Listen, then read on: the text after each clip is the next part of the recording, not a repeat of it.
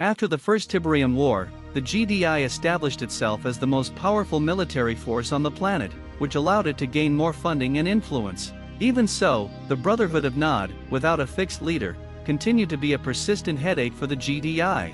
Over these 30 years, and with the status they achieved, the organization was able to improve and advance technologically in the military field. And why didn't they try to find solutions to the Tiberian problem? Well, they did, but Nod often ruined those plans. However, at least one of those projects succeeded, which I'll talk about later. Continuing in the military sphere, many of the advancements resulted in bipedal vehicles, aerial/floating/repulsor craft, or whatever you prefer to call them, designed to tackle the terrain instability caused by the spread of Tiberium. Space applications also stand out, such as the GDSS Philadelphia Station, the Mobile Command Center, or rather, the Kodiak spacecraft, unique in its class and capable of reaching any part of the planet in record time to provide support to local GDI forces. In this video, we'll talk about the GDI and its 3 military branches. And the Navy? That's for another day. Due to the spread of Tiberium and the risk of exposure to it, the infantry's uniform was airtight, resembling a hazmat suit, designed to protect soldiers in crystal-infested terrains and from its harmful effects. Although the suit was sturdy, it didn't cover all risks and offered protection comparable to standard armor. The first unit is the GDI Light Infantry, the most basic of all. They are equipped with the M16 Mark II pulse rifle, which bears some resemblance to the iconic M41A pulse rifle from Alien. This unit wears an environmental suit that allows them to move across any terrain, even in close proximity to Tiberium. They are ideal for taking on other Nod infantry units. A special accessory that can be equipped to the infantry is the flight pack or jet pack, turning them into the units known as jump jets. These low-flying aerial units are excellent scouts and can carry out ambushes thanks to their Gatling weaponry. While their pulse rifle remains effective against enemy infantry and other air units, they are highly vulnerable to anti-aircraft weapons and should not be deployed during ion storms. The next unit is the explosive specialist, known as the disc thrower. Previously called grenadiers, this evolution left behind standard grenades in favor of explosive discs, which are highly effective. The discs not only deal greater damage over wide areas but are also potent against enemy vehicles and structures. However, disc throwers are slow, carry only their discs as weaponry, and are vulnerable, so they must be accompanied by standard infantry. Despite these limitations, they fulfill their role efficiently. Veteran infantry soldiers and disc throwers have the ability to be deployed directly from drop pods launched from the GDSS Philadelphia space station, in the style of Helldivers. Man, Helldivers is epic, I should play it. GDI medics are indispensable in their formations. Their primary role is to heal their allies, even from the most severe injuries. If wounded themselves, they can also use their equipment to heal. They lack secondary weaponry, as their mission is to save lives, not to fight. Finally, engineers continue to fulfill their key role, repairing buildings, capturing important facilities including enemy ones, and rebuilding destroyed bridges with their specialized equipment.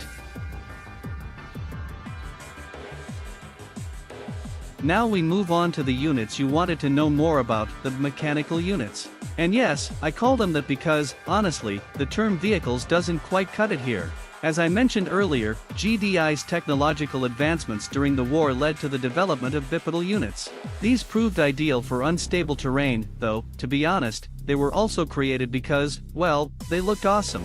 That said, despite their effectiveness, they were extremely expensive, which ended up costing GDI dearly by the war's end. We start with the Wolverines, designed to replace Humvees in scouting and combat roles. Standing at about 3 meters, 9 feet, tall, this unit featured light armor and was armed with 2 mini-machine guns, lethal against infantry and light vehicles. It was piloted by a single person and equipped with floodlights for nighttime operations and a communication antenna. It was fast, versatile, and effective for patrolling and close combat. When things got more serious, the medium battle mechanized Walking Titan, or simply Titan for short, stepped in. This was GDI's primary combat walker, designed in the 21st century as a replacement for the medium tank. Standing 7.6 meters tall, about 25 feet, it was armed with a laser-guided 120mm cannon and built with high-strength materials. Its massive all-terrain legs allowed it to traverse any surface, moving slowly but steadily. It was perfect for firing from elevated positions, giving it an edge over enemy defenses. However, the Titan had 2 main drawbacks: its low speed and vulnerability to large groups of infantry.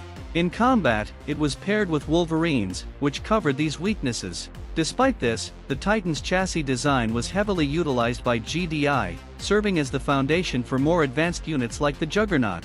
After the war, it was discontinued due to high maintenance costs and replaced by the Predator tank.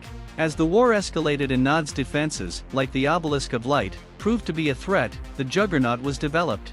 This walker, based on the Titan's chassis, was armed with three 120mm artillery cannons. Designed for sieges, its cannons fired in sequence to maximize impact on multiple targets and avoid destabilizing the unit. However, it required deploying a third stabilizing leg to fire, making it vulnerable to rapid assaults and unable to attack at close range.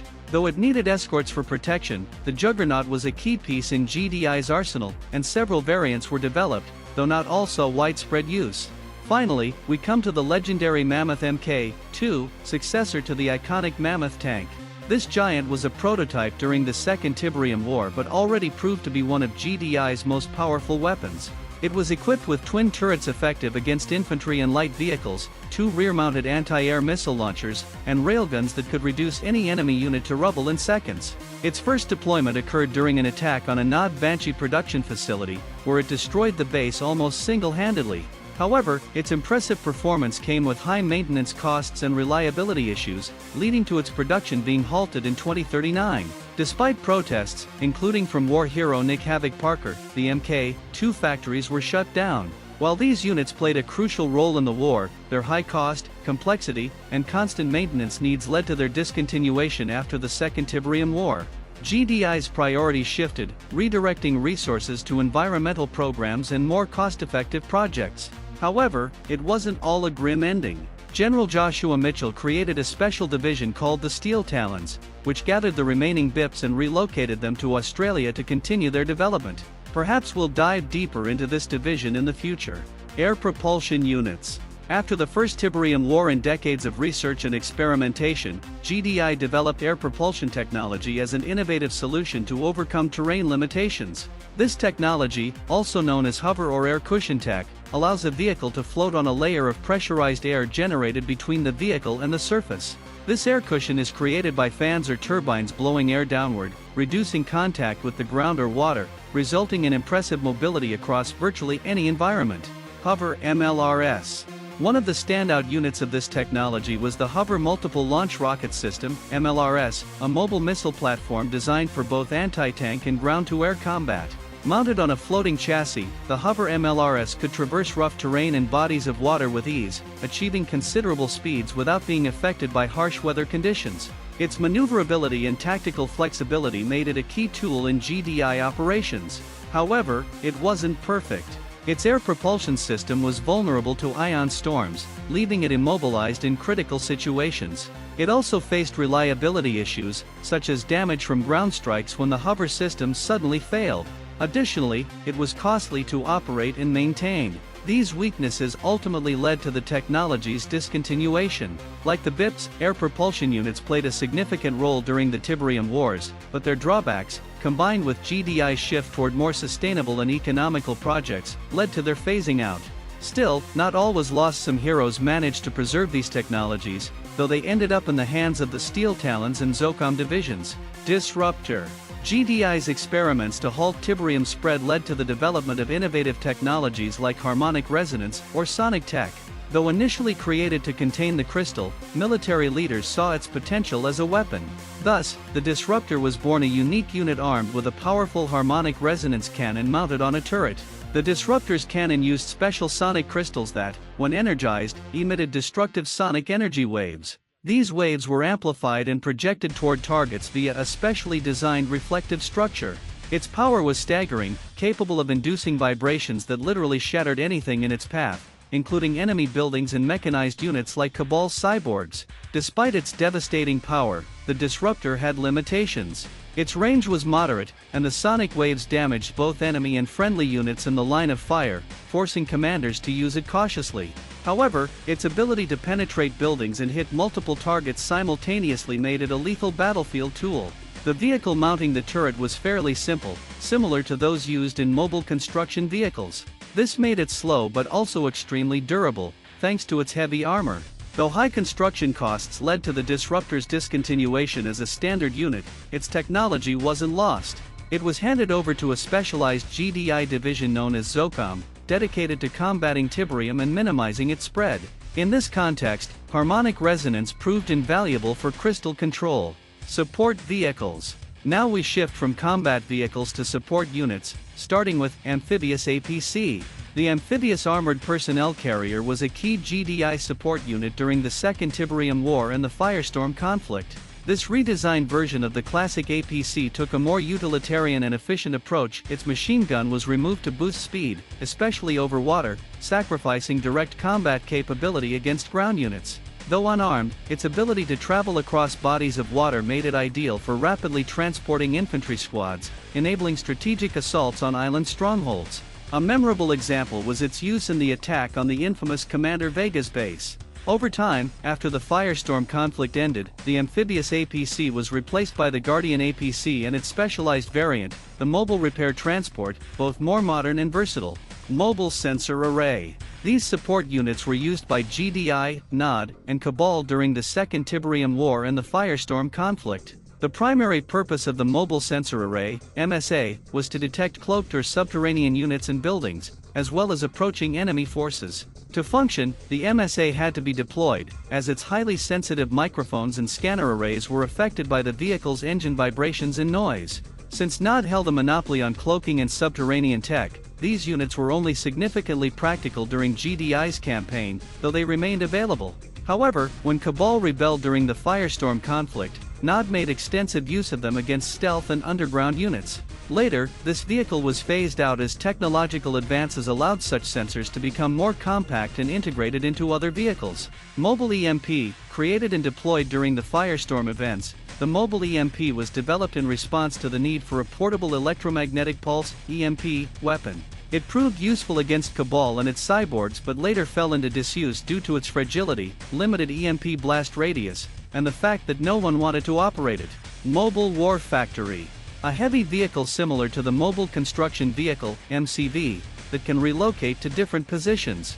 Once deployed, it functions as a fully operational war factory, capable of building vehicles like a conventional war factory. This provides a major tactical advantage in terms of logistics. One of the key areas that secured GDI's victory was air dominance, and the most famous vehicle in this domain was the Orca, which proved decisive against NOD. After the war, all sorts of variants were developed, including a space-capable version. The first and iconic one is the Orca, whose acronym was officially adopted as the codename for a family of aircraft developed from the original Orca assault craft during the First Tiberium War. By the Second Tiberium War, the original concept was revised and redesigned, giving rise to the Orca fighter, which replaced both the original Orca and most of GDI's combat aircraft. This fighter remained an air assault vehicle based on VTOL technology, equipped with upgraded, miniaturized engines. Its armor was improved, and it was armed with Hellfire missiles. Compared to the original Orca, the Orca fighter carried fewer missiles, but they were larger and more powerful. The chin-mounted minigun was removed, as the plane's design was optimized as an anti-tank attack fighter, a role in which the minigun had little to no use. An additional role of the Orca fighter was to provide cover for the slower, more vulnerable Orca bombers, distracting or suppressing enemy anti-air defenses until they could reach their targets. The Orca fighter was replaced by the Orca Mk-3 during the Third Tiberium War. A more specialized variant is the Orca bomber, an aircraft designed for anti-surface operations, used during the Second Tiberium War and the Firestorm conflict. Heavier and better armored than its cousin, the Orca fighter, this bomber sacrificed speed for firepower. By unleashing a barrage of high-explosive bombs and attack runs, the Orca bomber was ideal for softening ground defenses at the start of a base assault. During the Second Tiberium War, GDI's high command deemed it useful to have a fleet of light, maneuverable aircraft based on variants of the original Orca. One of the most common was the Orca bomber, dedicated exclusively to air-to-ground combat. Building on the success of the Orca assault craft in the First Tiberium War, the Engineering Corps was tasked with creating a design capable of bringing the fight to NOD's ground forces from the air. Work began immediately, and within months, a plan was presented to the board of directors, which approved it for mass production. It was nearly identical to the original Orca, except for 2 large bomb bays installed on either side of the hull, allowing it to drop a massive load of high-explosive, high-impact freefall munitions onto the target area. By the Third Tiberian War, the Orca bomber's role was partially taken over by the Firehawk fighter bomber. Now we move to the Orca transport variants. Thanks to the Orca's success, the name extended to different types of aircraft, including transports. The carryall Orca, the largest of all Orcas, had the critical task of picking up or delivering units to any point on the battlefield. Equipped with a large grappling device, the carryall could transport any vehicle present on the terrain. However, its weak armor made it vulnerable, so it had to avoid crossing dangerous zones. For all intents and purposes, the carryall was replaced by the V-35 Ox, a VTOL supply delivery transport craft. Interestingly, NOD adopted this design and created its own version. The Orca dropships were GDI's heavy military freighters, capable of transporting large numbers of soldiers, mechs, and other equipment over long distances. They were used during the Second Tiberian War and the Firestorm Crisis. With 4 powerful engines and immense cargo capacity, the dropship represented the next generation of transport aircraft. It had full VTOL capability and could reach a combat zone to deploy substantial GDI forces almost instantly, including the heavy Mammoth Mk-2. Some dropships were equipped with heat shields for atmospheric re-entry and more powerful engines, allowing them to land on the GDSS Philadelphia. However, they were prone to crashing during ion storms, much like other aircraft. By the Third Tiberian War, nothing more was heard of them.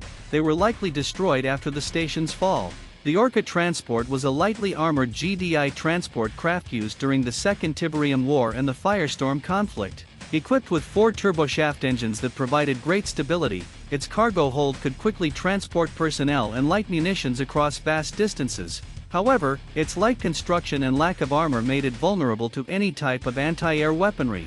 GDI used these craft to evacuate infantry from combat zones or conduct civilian rescues. Their vulnerabilities limited them to operations where enemy air defenses had already been neutralized. At the start of the Second Tiberian War, during an attack on a NOD base following the assault on GDI's Phoenix base, 2 Orca transports flying to evacuate civilians were destroyed by a single hit from NOD SAM sites. This transport was replaced by the V-35 Ox in the Third Tiberian War. And with that, we could wrap up. Wait, I forgot one. The Kodiak is one of GDI's Orca command vehicles, a large VTOL carrier that served as a mobile command center for field commanders. Capable of entering low Earth orbit, the Kodiak included facilities to transport and tactically support GDI troops, such as armories and medical bays. It also featured a large cargo bay in the rear section, with an access ramp located between the aft engines. The Kodiak was used by Commander Michael McNeil as his command post to travel the world with his team. However, this reliance nearly cost him dearly. During a violent ion storm, the Brotherhood had not attempted to capitalize on the situation to attack it. Despite this, McNeil's forces defended the Kodiak and neutralized the NOD troops in the area. At the start of the Firestorm Crisis, the Kodiak was assigned to transport the Tacitus device from NOD's pyramid in Cairo as part of Project Daedalus. Commanded by Chandra, it took off toward the GDSS Philadelphia, heading northwest through an emerging ion storm. The Kodiak crashed in northern Egypt near the Mediterranean coast after losing its starboard engines to a lightning strike. The bow section broke off on impact. A Firestorm task force team found no survivors but recovered the intact Tacitus from the rear section.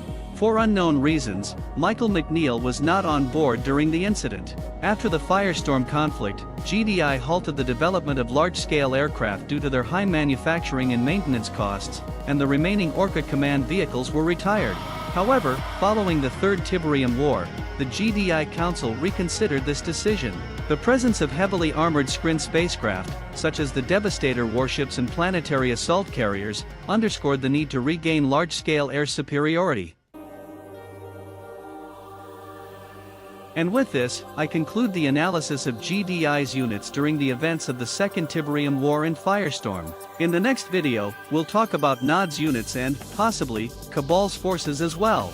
Thank you so much for watching the video. Don't forget to give it a like, subscribe, share it with your friends, and let us know in the comments which is your favorite GDI unit. See you in the next one. Until soon.